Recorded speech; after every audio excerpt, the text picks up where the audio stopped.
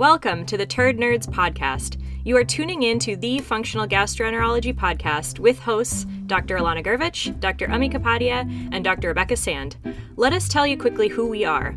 I am Dr. Rebecca Sand, a naturopathic physician, acupuncturist, and educator based in Portland, Oregon. My practice specializes in the microbiome, hormone conditions, and conditions of the gut-brain axis. I'm Dr. Ami Kapadia. I'm a medical doctor trained in family medicine and holistic medicine with a special interest in digestive health, the microbiome, and its effects on our overall health.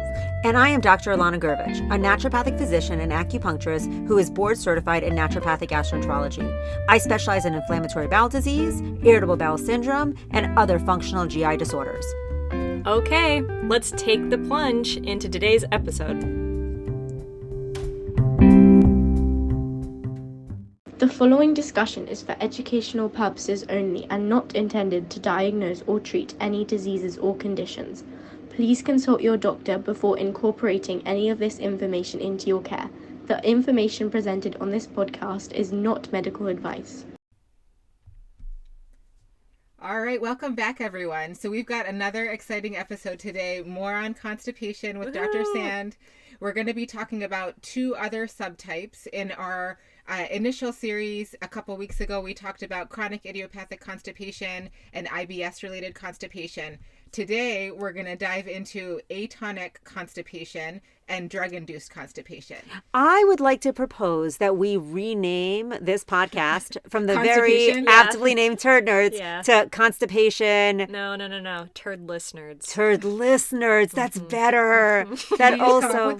Turdless or have in you Portland. been thinking about No, that? it just came to me. I mean, wah. Yeah. But getting a proper diagnosis Could help with the problem. can help with the problem. So that's what we're here for, Turd Nerds. Also, I hear that parasites and tapeworms also could help with the problem. Yeah, they do get things out. They get things out. Okay, so Dr. Sand, pick up where we left off. Okay, well, so we covered, like you said, we covered IBS, constipation, which has abdominal pain. We covered chronic idiopathic, which has a couple subtypes, a lot of subtypes, but there are three main categories: the slow transit, normal transit, and then the pelvic floor dysfunction of some variety. And dyssynergic constipation types. Yep, defecatory disorders. Defecatory disorders. Those. I was close. Yeah, and all the workup for that. So go back and listen to that episode if you haven't heard. But today we're going to be covering drug-induced constipation, which is also just a wide range of It's not causes. just opiates. It's not. Okay. That's a subcategory of drug-induced. And then It's we've got its own subcategory. I'm sure. Oh, yes, because it has its own set of drugs, as we covered. The prokinetics, pomoras, and opioid agonists. The mu agonists? Mu agonists, yeah.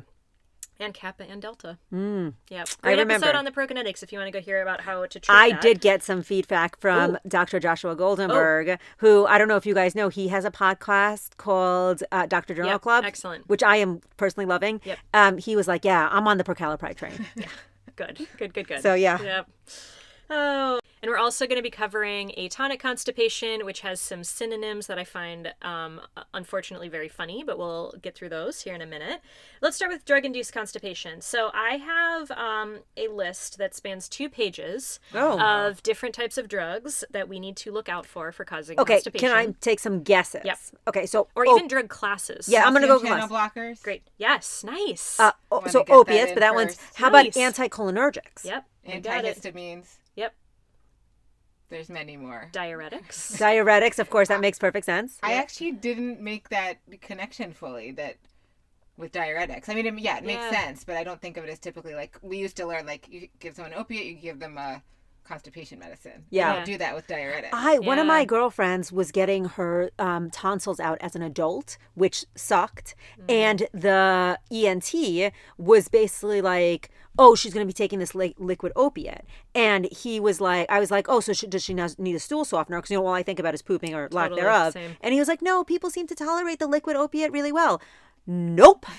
She described it as that felt like I was giving birth through my butt. Yeah. Oh, no. I know. Yeah. So the answer is liquid opiates are still I don't opiates. know any why. opiate. Yeah, why? Because then they present with impaction. Yeah, no, we always learned with opiates. I have seen it so many times in my family, in my patient population. If I'm seeing it, it obviously is happening. Yeah. I don't know why it's just not mainstay. Like, Yeah. worst case scenario, they get some loose stool, but why not just err on the side of... Which sounds like a cakewalk compared know. to the constipation that comes. For sure. Yep. Yeah, as we all unfortunately know. So the big mechanisms of action we're looking for here, and then we can kind of go into the details, a lot of what you already said. Anything acting on opioid receptors, things that are anticholinergics as well, because acetylcholine. That was still the biggest light that I think that has ever gone off. It's amazing. That one 5-minute conversation that we had on our prokinetics talk was like game changer. Yeah, go back and listen to that episode too. Acetylcholine is a prokinetic. So great. You know what I was thinking about the other day is choline. Like acetylcholine or acetylcholine. Yeah. It's a In precursor to acetylcholine. Yeah. Does it do anything in the bowels?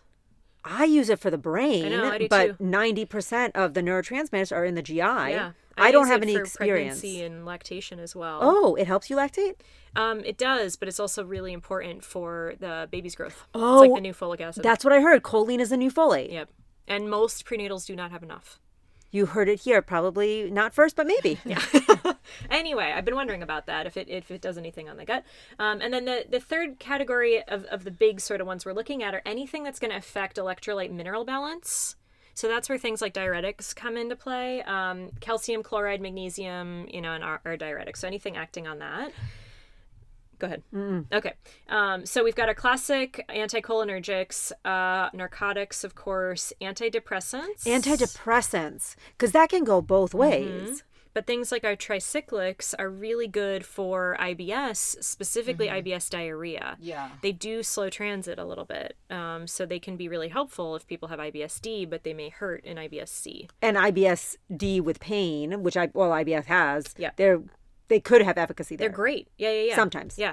Antispasmodics, even dicyclamine can cause constipation, which, we use sometimes for pain. Overactive bladder are anticholinergic drugs. Oh, yeah. Alpha-2 agonists, calcium channel blockers, beta blockers, dopaminergic agents. So we talked about the role of dopamine as in its effect as a prokinetic. Also things affecting the neurotransmitters of the gut. So things affecting serotonin, dopamine, of course, we just said that. And then I also want to talk about some of our supplements. Okay. So one thing that I've seen is as liver detox stuff is becoming more popular and mainstream. Thank you, TikTok. Yep. And I've even seen people put themselves on biofilm things, which is cool. Oh, that's and Great idea. still fringe, but yes, they have binders. They have charcoal. Oh, yeah. They'll have, what's that clay? Bentonite clay. Yeah. Those will constipate you, for sure. Yeah. So people are putting themselves in these things not knowing the repercussions of it in the bowels, and that obviously we need to know about. Charcoal, clay, bismuth are big ones. Apparently ashwagandha is big on TikTok. Some of the nurses were talking about it. That's How because everyone's on ashwagandha. Huberman talked about No, it. you know what's big on TikTok? Raw carrot salad. That sounds delicious. I know, but they're Not saying in it the balances winter. your hormones. I mean, A the raw fiber. carrot, yeah, but Yeah. I mean, Do I think raw carrots? carrots is Eat going to carrots? be enough to balance your hormones? No. But I think the fiber is good for you and it helps you poop. absolutely big fan of carrots. As a turd nerd, I support raw carrot salad. I do too. I just am not making that claim. I don't support it in the winter months. Oh, because it's too cold. Yeah. My Seriously. aunt makes a salad with raw carrots and then pine nuts and raisins. Mm. Oh my Sounds God. That yeah. sounds great. Just Shout heat it up out a to little. Tutta Vita. Yeah. Yeah. Well, also it'll fix all of your estrogen excess problems. I mean, obviously. according one salad. That's why my aunt has so little estrogen, right? That absolutely. Berberine, cinnamon. These are things. Wait. That's They interesting. cause Wait. constipation? Berberine. They can. Berberine can cause diarrhea at certain doses too, but it can be constipating. Because I think of berberine as like a metformin-like activity, which generally causes diarrhea. Yeah. Same with like an inositol. Yeah. Yep. Anti-nausea medications. Promethazine, Oh, yeah, of course, that makes- ondansetron, antihistamines, like you said, Dr. Kapadia, lots of those. NSAIDs sometimes can cause it. And then we've got when vitamin D is taken too much, that can cause hypercalcemia, and that can be associated with constipation. So then Although it's hard calcium. to get too Yep. much. Yeah, anything affecting calcium, magnesium, because it Yeah. all relates to the water balance. So what I always tell patients is calcium constipates you and magnesium gives you diarrhea, which is why they have CalMag in one supplement. Yeah. But if you're taking unopposed calcium, that is obviously going to lead to constipation. Totally. Yep. So that's that. And then obviously anti-diarrheal meds. I don't believe that deserves a that's that. That is like, I think we just spent 10 minutes talking about every drug All the class drugs. Yeah. that can Some of cause. those were quite surprising. I don't think I knew that beta blockers can cause constipation. I mean, it makes sense. Yeah, the calcium channel seems more obvious. That's but- the one we usually see more, or at least think Yeah. about. Yeah. And again, I just made that connection. The same Right, reason right. calcium could cause it, the calcium channel agonist. Right. I just made that connection. This is like the acetylcholine thing. I think one of the cool things about doing this is as you kind of explore the subtypes, you learn more. Yeah, totally. You know, about This what happens, how like all the orchestra of things that has to happen correctly for us to poop. Like, it's a lot. When I was studying for boards, I remember it was like so stressful, but it was like the first time in my life where it was like Yeah. all the pieces came into Totally. Yview. Yep. And I was like, oh, This is that's brilliant. that thing that I didn't Finally, understand in 5 second years year. later, yeah. That's how I feel about this podcast. Yeah, totally. Yeah.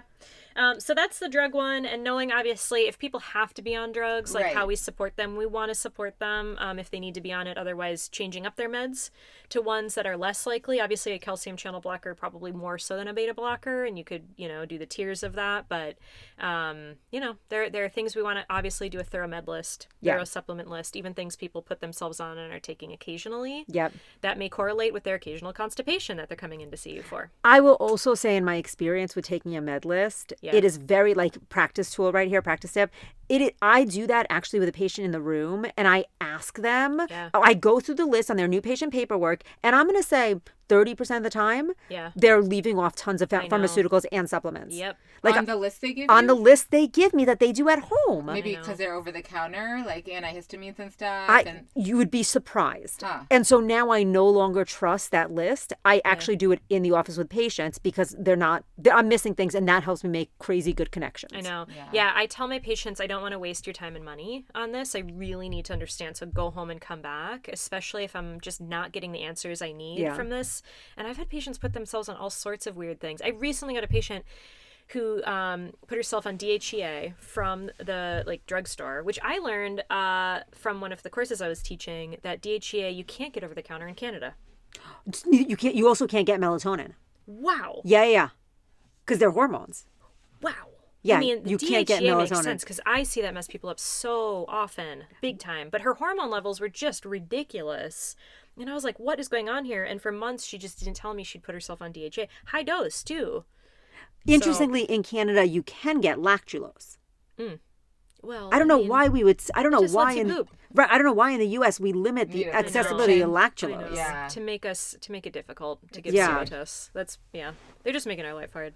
I Yeah, think. I mean they're doing a good job. Yeah, they are. They are, aren't they? On many different fronts. Yeah. It's hard to be alive. Yeah. Although better than in previous times. Better than way Yeah, better. that's a good At point. least you're not freezing. We do have Right, that right. bug for us. We have heating. Yes. Like I have a wood burning fireplace that's just waiting for me when I come home. We keep our house at a very elevated temperature that very few people are comfortable at. It's a sauna house. That does sound appealing. It really That does. sounds terrible. to One of me. my girlfriends, a doctor that me and Ami go on hikes with monthly, she was like, oh, I love going to my friends' houses with kids. Their houses are always so warm.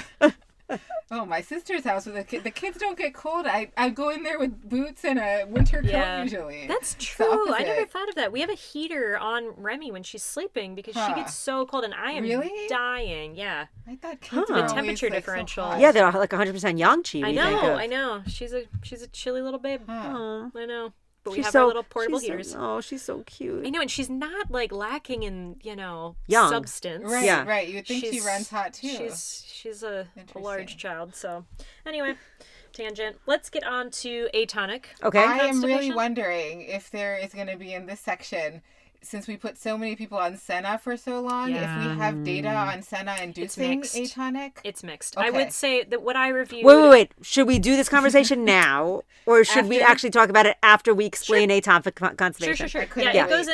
it goes into the diagnosis, but atonic constipation, our last one we're going to cover here, although there are many types, but these are the major categories that everything else falls under, is also known as lazy colon, Huh. cathartic colon syndrome. I would cathartic colon. That That you I would don't- think would be good, but it's not good. Yeah.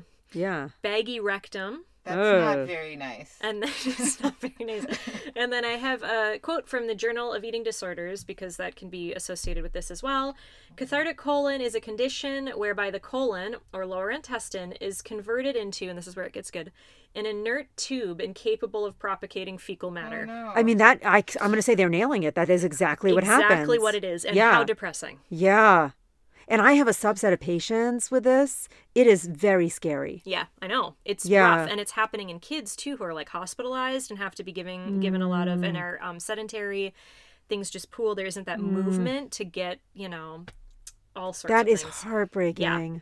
So, anyway, not everyone recognizes this as a type of constipation, although obviously it is. The studies on senna, though, are mixed. I think most of the data show that it is associated with the stimulant laxatives and overuse, and that's why generally we have like a timestamp. You don't want to go over 4 weeks, but even less is better. I don't know about you guys. I have patients who have gone 20 years. Oh, yeah. 20 years, On decades. On multiple types. Decades. Yep. And let's not forget that that's what coffee is too. Although we don't see it cause baggy rectum. Right. But we want to try to limit those to 4 weeks. But do we see it causing cathartic colon? In some. And then surgery can be associated with this too if you're nicking nerves and things, just the rectum is bulging out. But essentially it's hypotonia. So there just isn't enough tone in those muscles. It gets dilated and we get stasis of stool, we get stasis of gas. And it piggybacks on itself. It's sort of a catch-22 because inefficient expulsion leads to further dilation. And then we just have these massive, huge rectums, even in our little ones, which is sad. Go ahead. In little ones, I feel like what often happens, I feel like it becomes a pelvic floor issue also. Like that compounds the problem for sure. My nephew was having a lot of issues, and so they went to see the gastroenterologist, and the gastroenterologist was like, no, this is a urinary issue because of the bladder. Then they went to the urologist, and the urologist was like, no, this is a gastro issue. Like they would just like ping pong. It's all of it. And nobody wants to take responsibility because it's so difficult to address. Yeah. And we don't have a subspecialty of medicine that's the pelvic floor. No.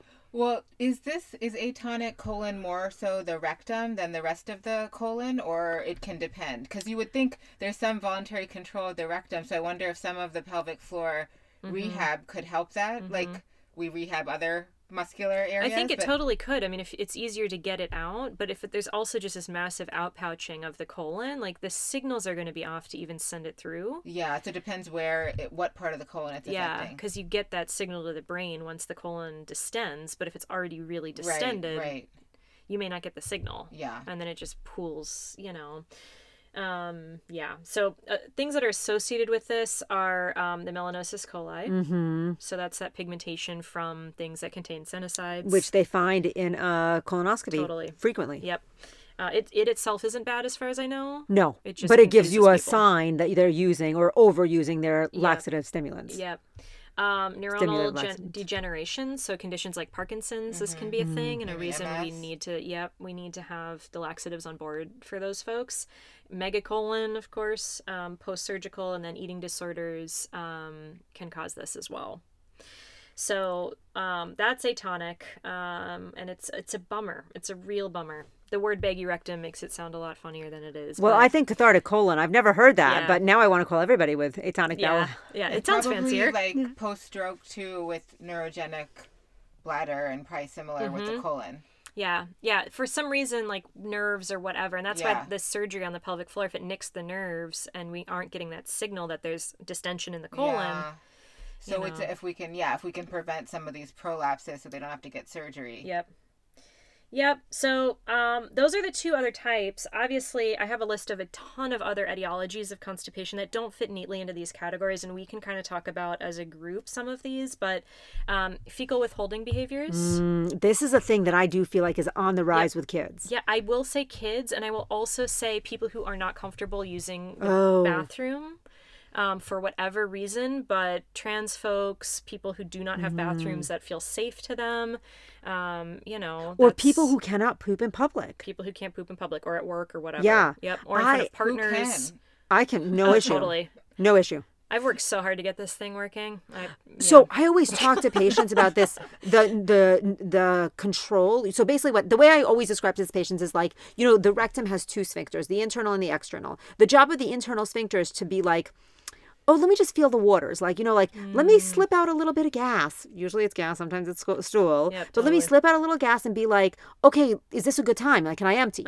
And then the external rectum is like, no, Absolutely I'm recording a podcast, with my fellow Turd Nerds. It's not a good time, right? And so what happens is that feedback will then go back to the internal rectum, which will go back to the brain, which will then slow down the defecatory patterns of a human. Totally. So if you are feeling an urge but shutting it down, you have to go. If you're feeling an urge but shutting it down, you are actually in the long run shutting it down. It also goes up throughout the tube. It slows everything down. So your bloating's going to get worse. Like everything's going to get worse if you make that a habit.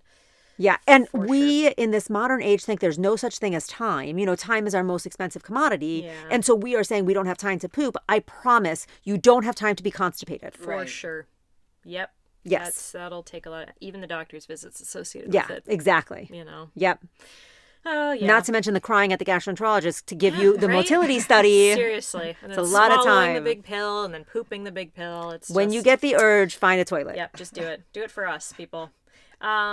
Anatomical variations. Ooh, this is one of my favorite. Okay. Because on average, women have like an extra 10 inches of colon compared to men.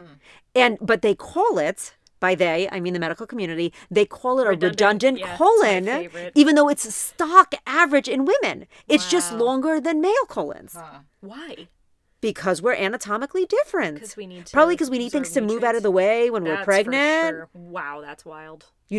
So if you have a redundant colon, just know it's only redundant compared to a male's. It's average for females. Yeah. But I don't like just the way you are. I can feel people sitting in their car being like, I got a redundant colon diagnosis. Yep. We've got other muscular causes. We've got other nerve causes, metabolic causes. Like what metabolic causes? Hypokalemia, hypercalcemia. Of course. Yep. Hypothyroidism, diabetes. Those would all be like all of secondary that makes sense. Constipation, obviously. I want to give a shout out for celiac disease, especially the population I see constipation present as celiac or celiac present as constipation is adolescent females. Oh, I think I have those. Yep. That's where I would say 50% of the adolescents that have had celiac disease were constipated. Wow. And they weren't worked up by their amazing gastros. They just didn't because they didn't have the textbook diarrhea. Huh. But the low ferritin, which is hard, the like nutrient deficiencies that we see in the Pacific Northwest anyway, and the constipation, definitely just test. Yeah, and lots of people are not testing. Yeah, exactly. Also, cystic fibrosis. Of course. The IBDs. We can have constipation with IBDs. Cow milk allergies. Oh, yeah, of course, that's a big one. We talked about that one. Yep. Scleroderma is a big one. Big crossover with SIBO there, I learned. I didn't know that, and SIFO. And then dysbiosis, which we could talk about all day. All day. We've done that already. Yeah. Oh, we've only, just like we're now diving into constipation disorders, we are gonna spend months on dysbiotic disorders. Yeah, there are a lot of types there. So there are many other things that cause it. Diet, we haven't mentioned that, but these are all going to be examples of like secondary constipation. There's a reason we know the person's constipated kind of thing. If constipation is just their issue and that's the only thing on the table, then we look at the 4 main categories we covered. And then interventions are going to be kind of what we talked about with the pharmaceuticals. Yeah, well, we've got the prokinetics to look at if we want to get things moving or tune into that killer episode we had on constipation. Great drugs there. There are new ones coming on the market. Lots of options. But it's going to, the dosing even of some of those drugs is different. Are they chronic idiopathic or are they IBS? The dosing's totally different because we have more to treat if it's IBS. Yeah. So it's good to know what's what. And then, we also have pretty incredible like herbal interventions, both Chinese and Western. Like when I was writing my constipation talk, I did this crazy data search and I found that there's this classical Chinese formula. I think it's Buzhang Yiqitang modified, right? So, and that's, we think about that like for prolapse and stasis. Yeah. But there was this clinical trial in humans looking at like something like 2,500 humans that showed 80% efficacy of this modification of this classical Chinese formula that helped things move. And it wasn't even like a purgative laxative formula. Yeah. You know what I mean? Like we have so many natural options. Yeah, for sure. So, you have both pharmaceutical and natural options to get through. Yeah. And I will say, for anyone who has to be on opioids, like all of the laxatives, all of the prokinetics, they're not going to work. You have to be looking at very specific drugs for those. You can make things worse. There are a lot of drug interactions. So just make sure you know what you're doing. If you have people on opioid medications, you can't treat their constipation like everyone else's. Lots of things there, but doesn't procalipride still work though for some of them? I feel like we had. I think it worked better. The mu agonists. The problem Okay. The Pomoras. the problem is it's decreases secretions of so many things. It affects so many different things. So even if we get their serotonin signaling regulated and get the propulsive force, there are a lot of other things that are downregulated. You're better off just like counteracting the effects in the organ system that you need to counteract the effects. With those specific drugs you talked about the in that Pomoras. episode. Yep. And it is kind of amazing that those Pomoras, like that's newer. Yeah, it's cool. I mean, it was a niche that we needed. Yes. Especially with, where opioids have gone to. So It's an interesting thing because now opiates, like there's such a, doctors don't want to give them. Like surgeons give them out, but doctors don't want to give them. yeah, So they it's got like, a bit of a bad rap there for a while. we fix this problem that we don't necessarily, I mean, we needed some, but not as much as we did. They're Like terrific and just super. Yeah, I mean, I talked to awful. doctors who were practicing before we had them, and they were like, we got along just fine without opiates. Yeah. Xeno, I mean, I think it would be... Dopalax. No, without opiates. Oh, without opiates. Yeah. I think they're quite useful in Is that like acute pain chloroform? post-surgery. Ether. Yeah. So Maybe they were just saying we weren't like handing them out. Yeah. I don't know how old you had to be to. I don't know when exactly. I mean, they obviously got big with all of the pharma promotion. I can remember, like when I had my gallbladder resected secondary to my Crohn's disease, and I can remember I had like a surgery when I was younger and a surgery when I was like 5 years later or something like that. And the first surgery, there was no happy smiley face chart, with how much pain you're in. And the second surgery, there was a happy smiley face chart with how much pain you're in on every hospital room. Like everywhere.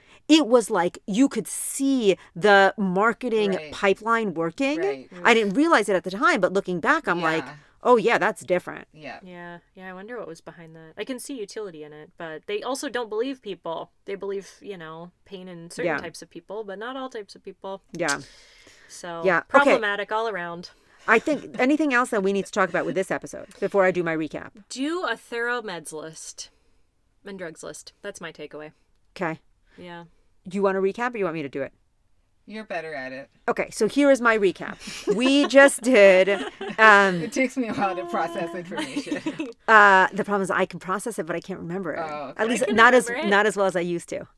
Okay, so in this particular episode, we covered atonic bowel, and drug-induced constipation. As far as drug-induced constipation, there are a lot of damn drugs that induce constipation. Yep. Naturally, there's toxic overload of vitamin D. There's anything that affects calcium. Yep. There's anything that affects potassium, especially hypokalemia. Binders, clay, charcoal, and then we're talking about anticholinergics, antihistamines, antidepressants.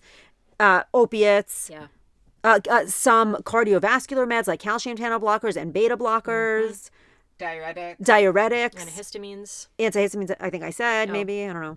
Yeah. Okay, so those are the drugs those are the classes we're worried about.